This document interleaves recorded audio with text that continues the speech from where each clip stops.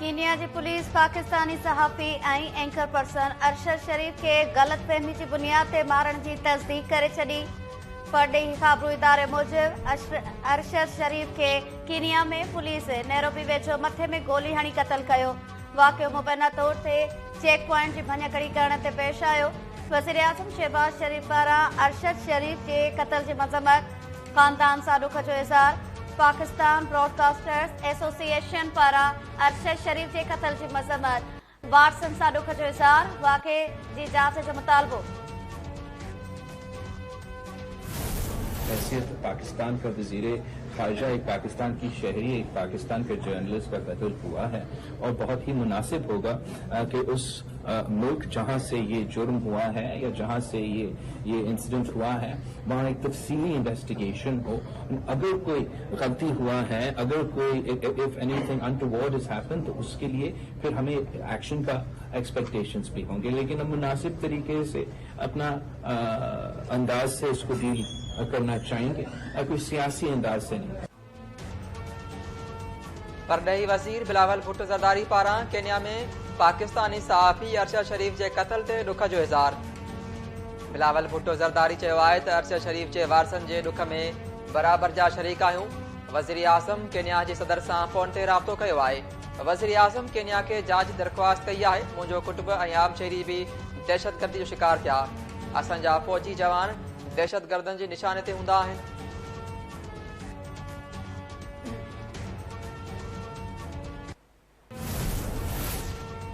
पाक फौज पारां सीनियर सहाफ़ी अरशद शरीफ के वफ़ात ते ॾुख जो इज़हार।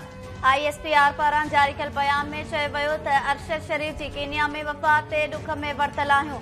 ॾुख जी इन घड़ीअ में अल्लाह ताला अरशद शरीफ के वारसन के सबर अता फरमाए।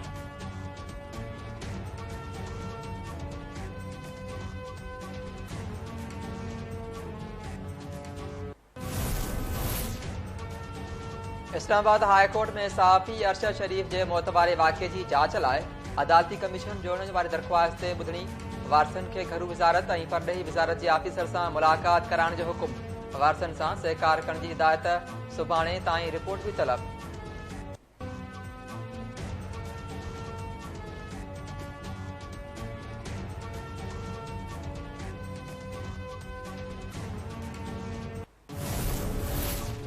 PTI चेयरमैन इमरान खान जी सहाफ़ी अरशद शरीफ के घर पहुंची वारसन सां ताज़ियत। इमरान खान वाक़े की जांच लाइ अदालती कमीशन जोड़ण जो मुतालबो कंदे चयो आहे त अरशद शरीफ के क़त्ल ते सदमो पहुतो आहे। खेसि सच ॻाल्हाइण की क़ीमत मिली।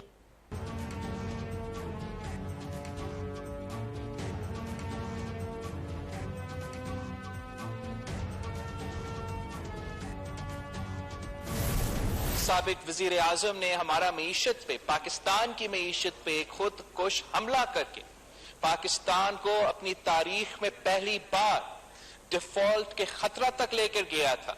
मैं समझता हूं कि इस हुकूमत का, वजीर आजम शहबाज शरीफ साहब का और उनकी फाइनेंशियल टीम की दिन रात मेहनत की वजह से हमने पाकिस्तान की मीशत को डिफॉल्ट से बचा दिया है और इंशाअल्लाह ताला अब जितना टाइम हमारे पास रहता है, मैं उम्मीद करता हूं कि नौमुंतखब मेंबर्स और हम सब मिलकर मेहनत करेंगे, झूठ का, इस प्रोपेगेंडा का मुकाबला करके इंशाअल्लाह ताला हम अगले इलेक्शंस की तरफ जाएंगे।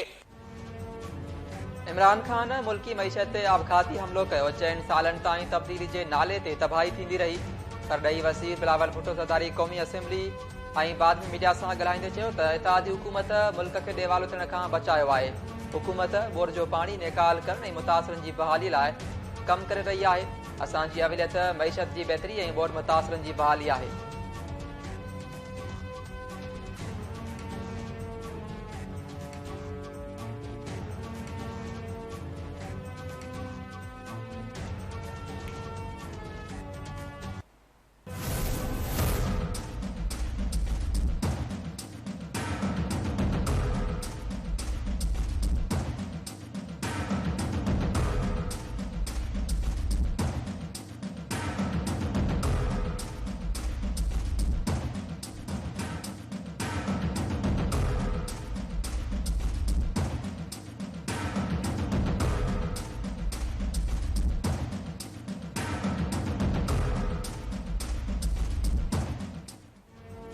इमरान ख़ान तोशाखाना बाबति ग़लत बयानी कई, ॼाणी वाणी हक़ीक़तूं लिकायूं ऐं कूड़ो बयान जमा करायो। इमरान मूजिब सूखड़ियूं 2 करोड़ 15 लख 64 रुपयनि में ख़रीद कयूं, पर बैंक अकाउंट में रक़म सूखड़ियुनि जी मुक़रर क़ीमत सां हिक जहिड़ाई नथी रखे। Election commission PTI chairman Imran Khan खे तोशाखाना रेफरेंस में नाअहल करार ॾियण बाबति तफ़सीली फ़ैसिलो जारी करे छॾियो। समूरनि मेंबर सही सां जारी थियल 36 सफ़नि ते ॿधल फ़ैसिले में चयो वियो आहे त इमरान ख़ान ग़लत बयानी कई ऐं करप्ट प्रैक्टिस में मुलविस रहियो। खेसाइन जे आर्टिकल 63(1) तहत नाअहल करार ॾिनो वञे थो। ग़लत बयानी करण ते इमरान खे 3 साल क़ैद ऐं 1 लाख रुपयनि जी ॾंड जी सज़ा थी सघे थी।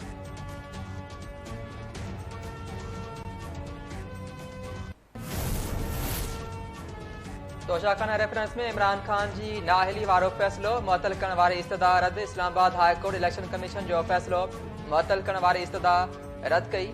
चीफ जस्टिस अतर मिनल्ला रिमार्क्स ॾींदे चयो त पहिरियों बि नाअहलियूं थींदियूं रहियूं आहिनि, पोइ सियासी तूफ़ान न ईंदो। जंहिं कानून तहत इमरान ख़ान नाअहल थियो आहे उहो रुगो 1 सीट ताईं महदूद आहे। इमरान ॿीहर इलेक्शन विढ़णु चाहे त विढ़ी सघे थो, संदसि इलेक्शन विढ़ण ते पाबंदी न आहे।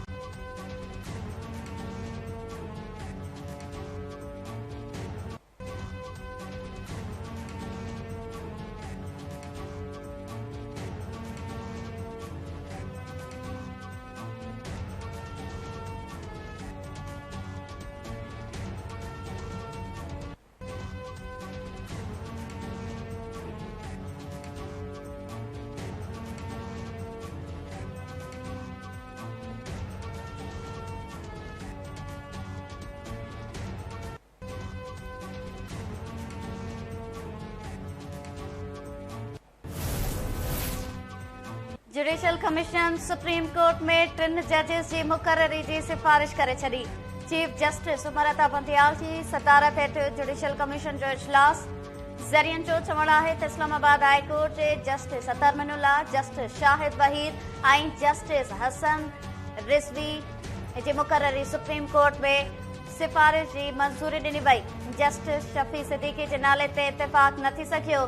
जुडिशियल कमीशन सिफारिश मंजूरी लाइ पार्लियामानी कमेटी के मोकिले छड़ी।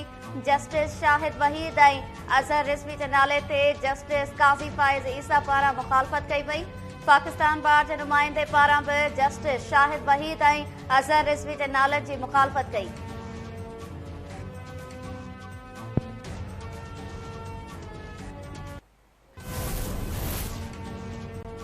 पाकिस्तान एशियाई तरक्याती बैंक से कर्ज की फिरामी बाबत मुआदो कर छो। मुआदे ते सहीन वारी तकरीब में वज़ीर आज़म शहबाज शरीफ, नाणे वारे वज़ीर इसाक डार और बेन की शिरकत। तकरीब के खिताब कंदे वज़ीर आज़म शहबाज शरीफ चयो त पाकिस्तान में बोर्ड सबब तमाम घणो नुक़सान थियो आहे। मुआदे से मुल्क की मईशत बेहतर थींदी। इन ॾुखे वक्त में सहकार करण ते एशियन डेवलपमेंट बैंक जा थोराइता आहियूं। गुज़िरियल ॾींहुं लाहौर में एक कॉन्फ्रेंस दौरान इदारनि खिलाफ़ कयल नारेबाज़ी की मज़म्मत कयूं था। इत्तेहादी हुकूमत हर शहरी की इज़हार की आज़ादी यकीन रखे थी। वज़ीर आज़म शहबाज शरीफ 2 ॾींहनि जे सरकारी दौरे ते सऊदी अरब रवानो थी वियो।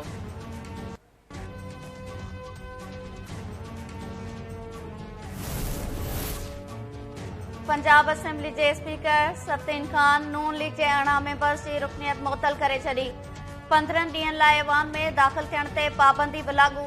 मुअतल थियल मेंबर्स में उस्मा बुखारी, मियां अब्दुल रऊफ, समीउल्लाह खान, मलिक मोहम्मद वहीद और सबा सादिक शामिल। राहिला खादिम हुसैन, राबिया नुसरत, ज़ैबुन्निसा अवान, राबिया फारूकी, ज़िशान रफ़ीक खे बि मुअतल कयो वियो। कंवल लियाकत एडवोकेट, गुलनाज़ शहज़ादी, नफ़ीसा अमीन, मोहम्मद अफज़ल, आदिल बख्श, सादिया नतीन, राहत अफ़ज़ा ऐं सुंबल मलिक हुसैन जे ऐवान में दाख़िल थियण ते पाबंदी। समूरनि मेंबर्स ते छंछर वारे ॾींहुं पंजाब असेंबली जे इजलास में हंगामो करण जो इल्ज़ाम आहे।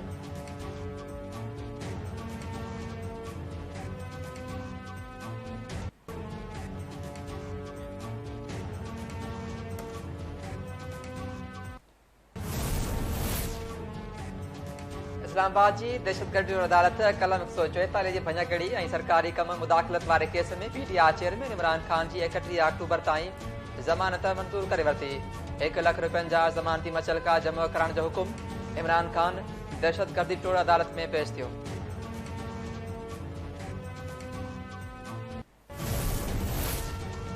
सुप्रीम कोर्ट ऑडियो लीक की जांच लाइ PTI चेयरमैन इमरान खान की दरख्वास्त एतराज़ लगाए वापस करे छॾी। रजिस्ट्रार ऑफिस मूजिब दरख्वास्त में बुनियादी हक़नि ऐं अवामी मफ़ादनि जी निशानदही नाहे कई वई। आर्टिकल 184 तहत दरख्वास्त जवाब पेश नाहे कयो पियो। सुप्रीम कोर्ट खां अॻु लाॻापियल फोरम ते बि दरख्वास्त दाख़िल न कई वई। इमरान खान दरख्वास्त में ऑडियो लीक्स की जांच करण तोड़े वधीक ऑडियो लीक्स रोकण की भी इस्तदा कई हुई।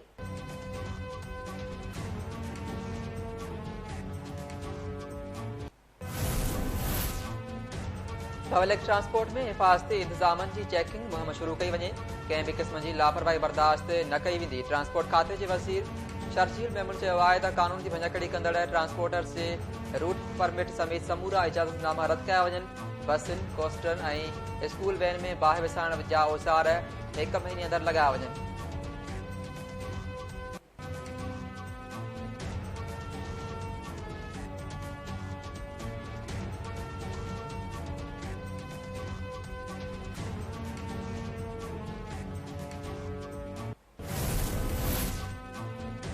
कराची के क्लिफ्टन वारे इलाइक़े में ॿोॾ मुतासिर नींगरी सां इज्तिमाही लॼालुट।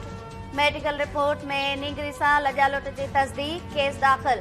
पुलिस सर्जन चयो त लॼालुट जो शिकार नींगरी जी उमिरि 8 खां 9 साल आहे। नींगरी जो तिबी मुआइनो कयो आहे। रिपोर्ट मूजिब नींगरी सां 2 ॾींहं अॻु इज्तिमाही लॼालुट कई वई। लॼालुट जो शिकार थियल मासूम ॿोॾ मुतासिर नींगरी जो जिना अस्पताल में इलाज जारी आहे। नींगरी जी वालदा जी फरियाद ते बोर्ड बेसन थाने ते केस दाख़िल। नींगरी जे वालदा चयो आहे त मुंहिंजी न्याणीअ खे 2 जवाबदारनि कार में खणी वञी ज़्यादती कई। जवाबदारनि खे गिरफ़्तार करे इंसाफ़ ॾियारियो वञे। वॾे वज़ीर मुराद अली शाह मामले जो नोटिस वरितो। कमिश्नर कराची खां रिपोर्ट तलब।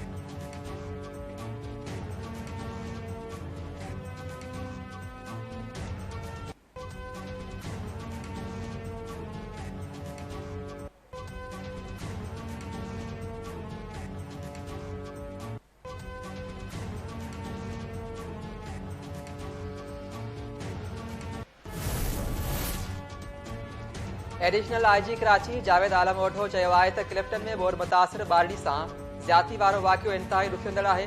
जवाबदारनि खे जल्द गिरफ़्तार कयो वेंदो। KTN न्यूज़ जे दौरे दौरान जावेद आलम ओठो चयो त मासूम न्याणी सां इज्तिमाही ज़्यादती वारे वाक़िए जी जांच जारी आहे। हेल ताईं 2 जवाबदारनि जी निशानदेही थी आहे।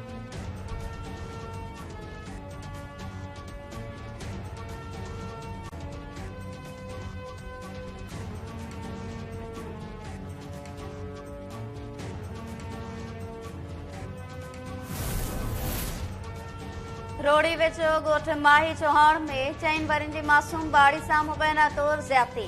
नींगरी जी हालत ख़राब, खेस ॻणती जोगी हालत में अस्पताल दाख़िल कयो वियो। पुलिस जो चवणु आहे त पुलिस ॿारड़ीअ सां ज़्यादतीअ जे इल्ज़ाम हेठि आयल जवाबदार मोहम्मद खान चौहान खे गिरफ़्तार कयो आहे। नींगरी जी मेडिकल रिपोर्ट अचण बाद केस दाख़िल करे वधीक कार्रवाई कई वेंदी।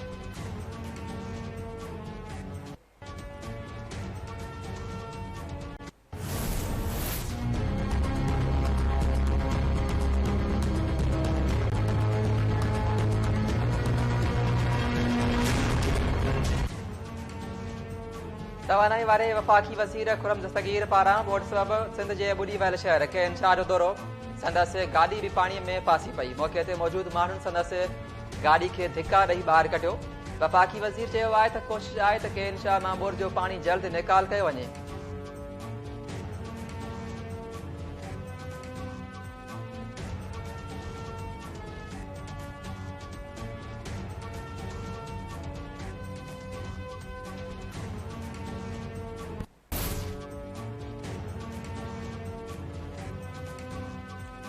बोर सबबि मुतासिर थियल 14 लख आबादगारनि खे भाण ऐं बिज मुफ़्त में फराहम कयो वेंदो। पाणी बीठल हुअण सबबि लखें एकड़ ज़मीन ते कणक न थी सघी। KTN न्यूज़ सां ख़ुसूसी ॻाल्हि ॿोल कंदे सूबाई सलाहकार मंज़ूर वसाण चयो आहे त 24 लख एकड़नि खां वधीक ज़मीन ते कणक पोखीअ जो टारगेट रखियो आहे। रोड़ी केनाल वञी रहियो आहियां पर ख़ैरपुर में अञा ताईं केनाल सिस्टम बहाल न थिया आहिनि। कमनि जो सरकारी अघु मुक़रर करण लाइ सुभाणे इजलास घुरायो आहे।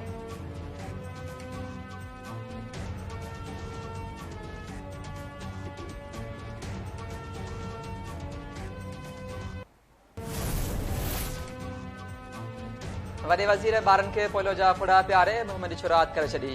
मुराद अली शाह चयो आहे त पाकिस्तान अञा पोलियो खां पाक नाहे थियो। पोलियो जे ख़ात्मे लाइ असांखे हिक ॿिए सां सहकार करणो पवंदो। गुज़िरियल 2 सालनि खां सिंध में को बि केस साम्हूं नाहे आयो। Polio free Sindh, polio free Pakistan ठाहिणो आहे।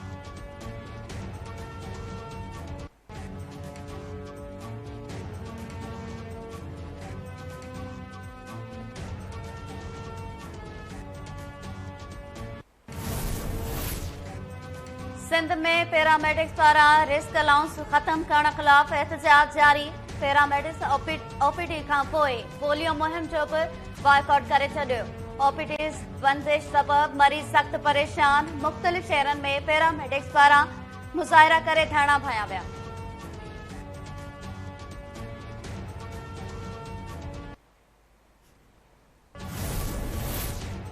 कराची में मास्टरीअ जी भर्तीअ लाइ IBA टेस्ट पास उम्मीदवारनि जो ऑफर ऑर्डर न मिलण ख़िलाफ़ हिकु भेरो ॿीहर एहतजाज। CM हाउस ॾांहुं वञण जी कोशिश, पुलिस जे मुज़ाहिरनि ते लठबाज़ी। पुलिस एहतजाज कंदड़ 50 खां वधीक उम्मीदवारनि खे गिरफ़्तार करे आर्टिलरी थाणे ते मुंतक़िल करे छॾियो।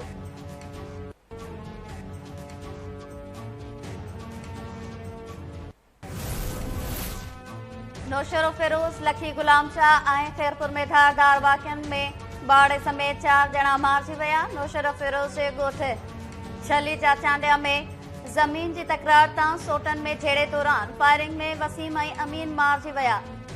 लखी गुलाम शाह वेझो 2 धुरनि में झेड़ो फायरिंग में हिकु ॼणो मारिजी वियो।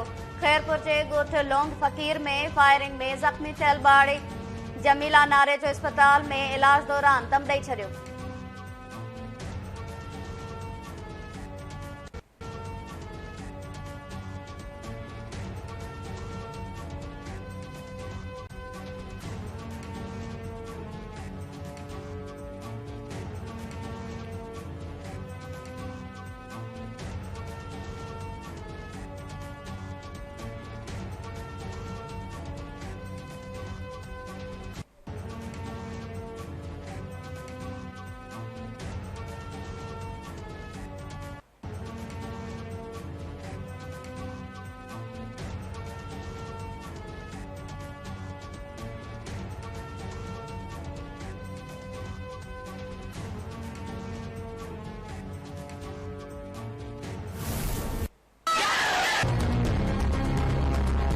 साढ़ा 5000 दबली जी फीस भरंदा त छाजे करे इंसाफ जा कानून जा शागिर्द थी करे त इंसाफ लाइ भटकू ॿिया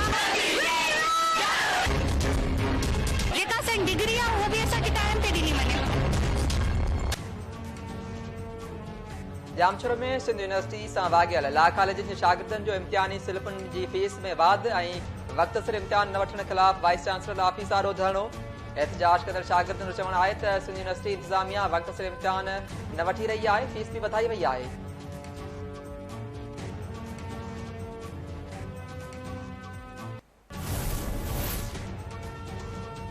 ठुल जी अदालत कारे इल्ज़ाम हेठि आयल मासूम बाड़ी ऐं संदसि पीउ खे तहफ़ुज़ फराहम करण जी हिदायत करे छॾी। अदालत बाड़ी ते वॾेरे सां कारे इल्ज़ाम हणंदड़ संदसि मामे ऐं ॿियनि जवाबदारनि खे गिरफ़्तार न करण तां पुलिस ते कावड़ जो इज़हार। जवाबदारनि खे गिरफ़्तार करे पेश करण जो हुकुम।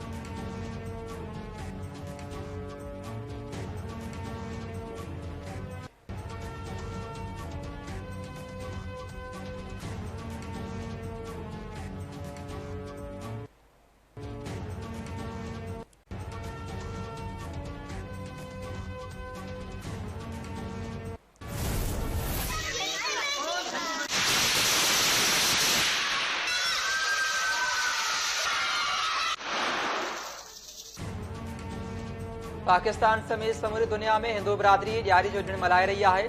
मंदिरनि ऐं घरनि में ॾिया ॿारे मुल्क की तरक्की ऐं सिंध जे बोर मुतासिरनि की बहाली लाइ ख़ुसूसी प्रार्थनाऊं हिक ॿिए खे मिठाई जा तोहफ़ा ॾिना विया। वज़ीर आज़म शहबाज शरीफ़, परॾेही वज़ीर बिलावल भुट्टो ज़रदारी ऐं वॾे वज़ीर मुराद अली शाह भी हिंदू बिरादरी के वाधायूं ॾिनियूं।